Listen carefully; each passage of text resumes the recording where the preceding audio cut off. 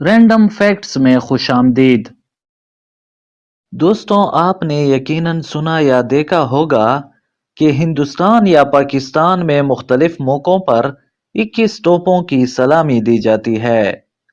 یہ سلامی دنیا کے تقریباً تمام ممالک میں اہم ریاستی اور سرکاری دنوں کے آغاز پر دی جاتی ہے۔ آپ کے ذہن میں یقیناً یہ سوال ہوگا کہ آخر 21 توپوں ہی کی سلامی کیوں دی جاتی ہے؟ یہ تعداد 22 یا 20 بھی تو ہو سکتی تھی، مگر ایسا کیوں نہیں ہوتا؟ آج کی ویڈیو میں ہم آپ کو اس سوال کا جواب بتانے جا رہے ہیں۔ دوستوں، توپوں کو چلانے کی روایت قرون وسطیٰ سے ہے۔ اس وقت دنیا میں جنگیں یا لڑنا معمول کی بات تھی۔ اس وقت توپوں کو چلانے کا کام نہ صرف فوجیں بلکہ کاروباری افراد بھی کرتے تھے۔ تقریباً 14ویں صدی میں پہلی بار توپوں کو چلانے کی روایت شروع ہوئی۔ جب کوئی فوج بحری راستے کے ذریعے دوسرے ملک جاتی تھی تو ساحل پر پہنچتے ہی توپوں کے فائر کر کے یہ پیغام دیتی تھی کہ ان کا مقصد لڑنا یا جنگ نہیں ہے۔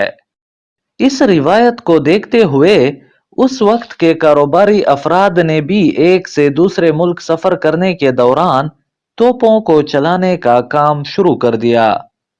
یہ فائر امن کا پیغام ہوتے تھے۔ اس وقت فوج اور بیوپاریوں کی جانب سے 7 توپوں کے فائر کیے جاتے تھے، تاہم اس کا کوئی واضح سبب نہیں ہے کہ آخر 7 توپوں ہی سے فائر کیوں کیے جاتے تھے۔ غیر مستند تاریخ اور روایات سے پتہ چلتا ہے کہ جیسے جیسے دنیا میں ترقی ہوتی گئی اور بڑے بحری جہاز بنتے گئے، ویسے ہی توپوں کے فائر کرنے کی تعداد بھی بڑھتی گئی، جو بالآخر 21 تک پہنچ گئی۔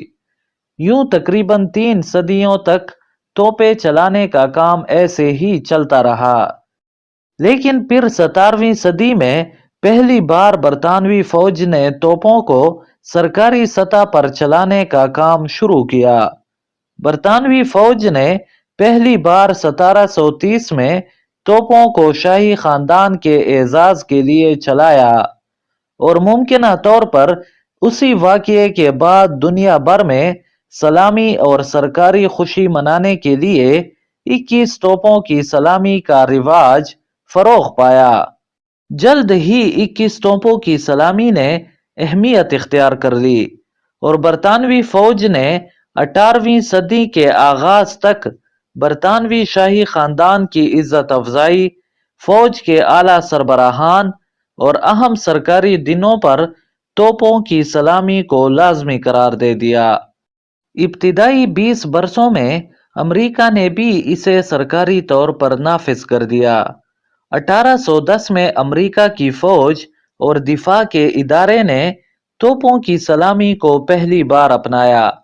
یوں پہلی بار امریکہ میں 1842 میں صدر مملکت کے لیے 21 توپوں کی سلامی لازمی قرار دی گئی، اور اگلے 40 سال بعد امریکہ نے اس سلامی کو قومی سلامی کے طور پر نافذ کر دیا۔ 18ویں سے 19ویں صدی کے شروع ہونے تک امریکہ اور برطانیہ ایک دوسرے کے وفود کو توپوں کی سلامی دیتے رہے، اور 1875 میں دونوں ممالک نے ایک دوسرے کی جانب سے دی جانے والی توپوں کی سلامی کو سرکاری طور پر قبول کر لیا۔